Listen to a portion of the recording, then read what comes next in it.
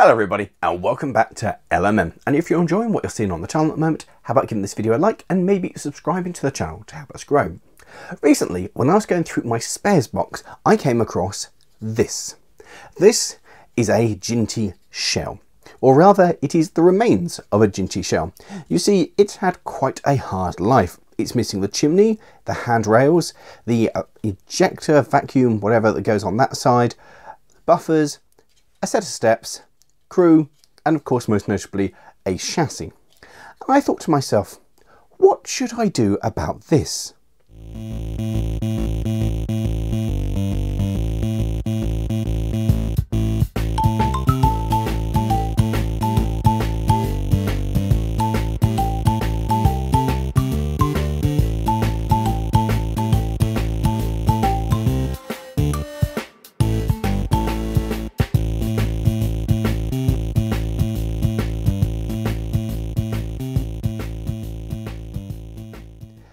And I thought about it long and hard. I think the best thing I could possibly do would be to try and restore it and fix it, and so it runs again. So the first thing I thought I'd do would be to get the brush out and just give it a brush over and try and get some of the dust off it. Next up, the most critical thing was to find a chassis. So I went onto eBay and acquired this for £15. And then two parts at the front clip, and then there's a clip at the back. So it's just a matter of lining those up. So it's the standard 060 chassis, and suddenly it looks a lot better. But of course we're not there yet, and this was built untested, so the next thing to do is to get some track and see if it actually works. So I got myself my little transformer, a piece of track, and some croc clips to connect it all together. And let's see what happens when we give it some power. Oh, that's positive. And already that's hugely exciting because it is actually alive. So I now have a working model. It's just a matter of dealing with the other issues with it, notably the lack of a chimney, handrails, and other associated detail. Okay, so maybe it's not the smoothest runner ever built, but it's a good starting place. So what we're going to do now is we'll pop that back off so that can sit over there while we have a gander at this. I got many parts. I have got a handrail, I have got a new chimney, I've got a crew, I've got another crew and vacuum pipes, I've got the missing steam piece of pipe that goes on the side, I have buffers, and I have new steps. So I'll start off with the most simple thing, and that of course is a new set of buffers. Each of these will just push in like so. But suddenly we're actually getting there and it's looking notably nicer. Now the biggest thing I'm going to have to do is the chimney. Now this is for a 2F, a Midland 2F, which obviously is not what a Jinty is, but for all intents and purposes, I think it's going to do. So next up is to use my file, and we're going to just file down the roof of the old chimney to make room for this new one.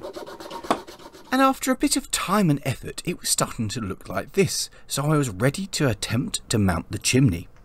Get out the super glue and place a nice dollop on that. Now the big thing about the super glue is to try desperately not to get it on the rest of the model because it will ruin it forevermore. So it's a matter of now positioning this correctly first time, like that, because I think that's about right. But that is looking notably better already. So now we can apply this piece in, which is just going to drop in on the inside of the handrail. There's a little hole there and a little hole there. Once again, get the glue out and apply a tiniest bit onto the detail there and drop it bottom part in first. There we go, that's actually pretty good. That's where that's meant to go. So next up, I think we can look at putting one of these steps in. Again, these are for LMS loco or tender, so that's good enough. In fact, they look exactly the same. So I imagine what we'll do is attach that one there. There we go. Right, so that's on. So now we can start moving on to the handrail, and then we can just literally work the distance that we need them to be by placing one in, like so, and then moving the other one to the position as well. And we can pull the handrail through to set it the right distance. We're just going to cut it there with a nice sturdy pair of clips. There we go. So that's a handrail back on. So we've done that once. Now it's a matter of repeating it on the other side. So this time we've got the bit over here to contend with, but shouldn't make much difference. Clip that. Like before, we can just encourage this piece to slide back and push that in. So there we go, it's now got the handrails back on. So now we are actually starting to make this look a bit better. It's got the steps, it's got the handrails, it's got the little piece of trim that it should have on the side. And I'd attached the vac hoses on the front and rear buffer beam. In fact, all the things that I wanted to do to it, to put it back together again, are now there. Apart from this, so we have our cab. So that will be my next thing to do, will be to repaint the inside of this the correct colour. Now, I don't know why this was yellow in the first place. I assume it was to try and emulate the effect of a fire, but it was going black. And while I was at it, I painted up my crew as well, and when they were dry, I positioned them on the floor of the cab. I figured it'd be easier to do it with them outside and then fit the thing back into the cab, trying to fit through the limited space. So it's now time to put this back in. So we're going to just glue along there and there. That's better. That's better. That's better. That's right. So that goes there. Oh, that clicked. And that clicked. That's gone back in how it should. That's in how it should. And then finally, that can go clip on. There we go. That is fully rebuilt with a crew. I'm very impressed with that. Oh, that looks super. That's an engine again. That's super. So obviously the first thing I wanted to do was test my newly rebuilt locomotive, and the first track I could actually find was this, Trix Twin, which I don't have a power clip for, hence the croc clips. But nevertheless, I put the thing on the track, turned the dial, and away it went. Which really was quite satisfying.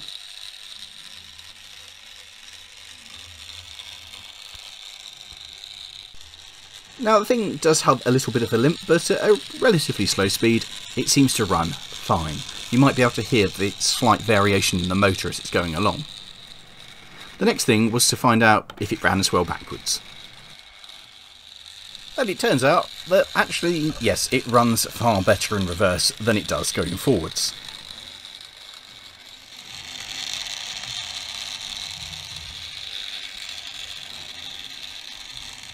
Satisfied that it did indeed go backwards, I went forwards again and turned the dial to full. And watched it just fly along the track. Being satisfied that it does indeed go fast, I realised I was a little bored of it just running on its own, so I went and got some stock.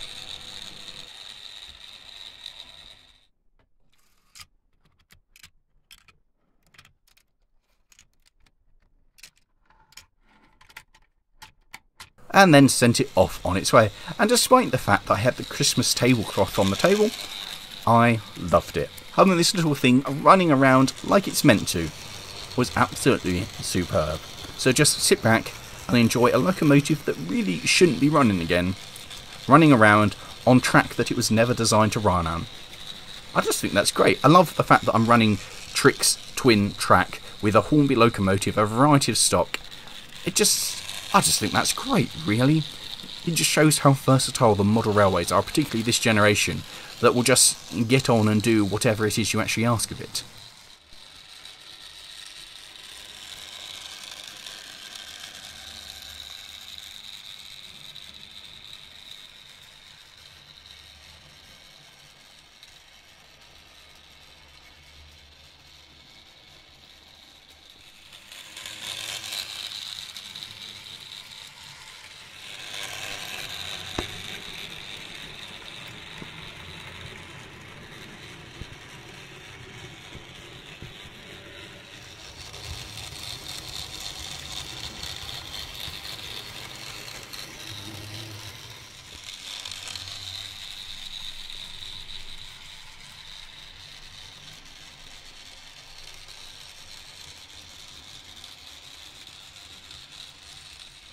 Now the question of course is, was it worth it? Was it worth the effort? No. And was it worth the cost? No. I could have bought on eBay probably 2 good of these for the price it's cost to restore it. I could have happily bought a new model that was complete, that wasn't bodged, for that. But am I bothered? No, I'm overjoyed because I fixed it. I put it back together again. I made it what it once was. That most people would have just gone, well, it's not worth it, is it, for a shell? I'll just throw that shell away or use it for something. So actually, I'm overjoyed to have done it. And I've got another working locomotive in my stable. So actually, I think, in terms of my own enjoyment, totally worth doing. Really enjoyed it. Really happy to have got it back in one piece and done. And happy in the knowledge that really, yeah, nobody else would have done that. It does look very different to the shell that I started off with. Now, a fully functional locomotive. So anyway, I hope you've enjoyed this. If you have enjoyed this video, how about clicking somewhere over here for some of our other model railway videos? And with that, thanks for watching. We'll see you next time. And of course, let us know in the comments, did you expect it to run and what would you have done with it? Ta-ra.